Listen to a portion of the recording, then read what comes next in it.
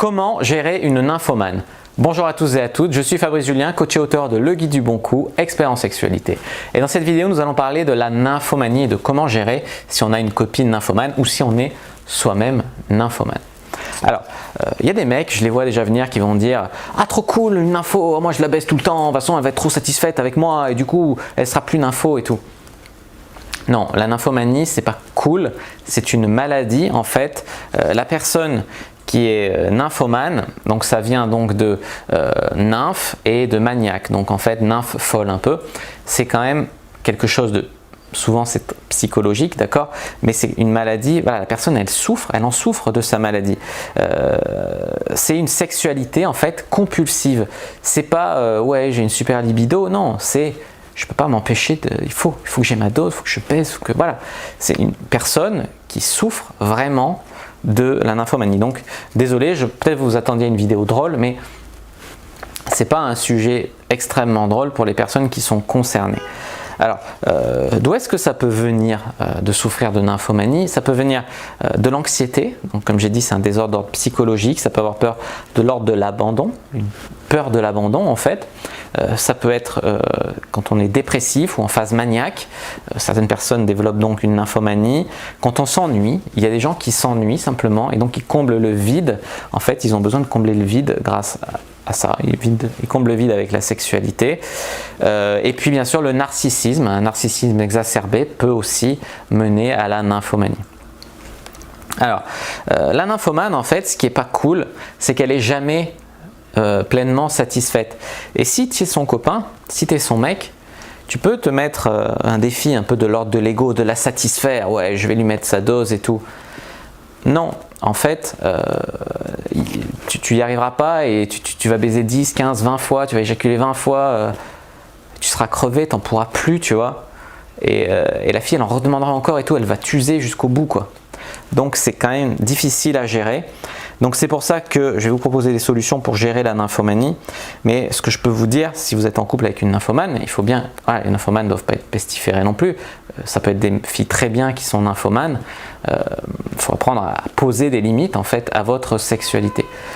Poser des limites où voilà, là moi je baisse plus, j'ai d'autres choses à faire dans ma vie, tu vois. C'est bon, j'ai baisé, j'ai ma dose, plus que ma dose. C'est une fille super, mais là j'ai d'autres trucs à faire dans ma vie, donc voilà. Apprendre à poser des limites avec elle. Et puis, vous pouvez offrir des sextoys à cette personne ou l'encourager à utiliser des sextoys.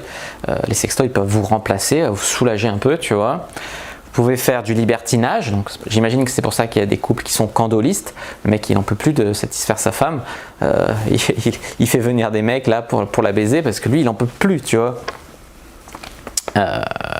J'ai rencontré une fille qui fait du porno, dont on m'a parlé, est complètement nymphomane et elle, son exutoire, c'est d'aller faire du porno. Donc elle rencontre plein de mecs, elle baise tout le temps et tout.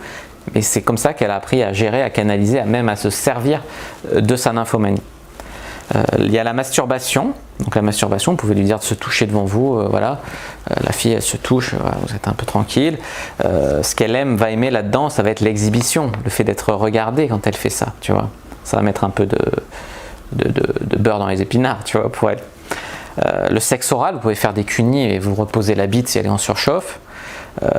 Et puis bien sûr, peut-être la meilleure des solutions, c'est faire une thérapie avec un psy ou quoi, pour soigner, parce que comme on a vu, ça vient souvent d'un désordre psychologique. Après, je suis personne pour juger, mais il y a des chances que ça puisse aider la personne qui souffre de nymphomanie. Après, c'est sûr que c'est pas un sujet facile à aborder, on peut avoir honte ou quoi, mais avec un professionnel de la santé, normalement, on doit pouvoir dire la vérité, quoi.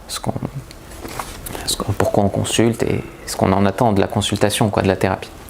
Voilà, si cette vidéo sur la nymphomanie vous a plu, je vais rajouter un point, c'est que des fois, moi j'ai rencontré notamment une fille qui en fait m'a dit qu'avant de me connaître, elle pensait qu'elle était nymphomane. C'est juste qu'elle n'avait jamais été bien baisée. Elle en demandait encore et tout, elle n'était pas satisfaite. Mais les mecs, ils tenaient pas assez, ils tapaient pas où il faut, comme on dit. Donc elle n'avait jamais été satisfaite. Mais ça, c'est pas de la nymphomanie. C'est juste qu'elle était tombée que sur des mauvais coups. Donc il faut aussi différencier la nymphomanie et le fait de tomber sur des mauvais coups. mais c'est quand même différent, quoi. Même avec un super bon coup, la nymphomane, elle n'est pas satisfaite, elle en redemande et elle n'a pas sa dose, jamais, tu vois. Voilà la différence. Donc si cette vidéo vous a plu, n'hésitez pas à mettre un like sous la vidéo, à commenter, à me poser des questions dans les commentaires, je répondrai avec grand plaisir. N'hésitez pas à partager cette vidéo s'il y a des gens qui sont concernés par ce problème dans votre entourage.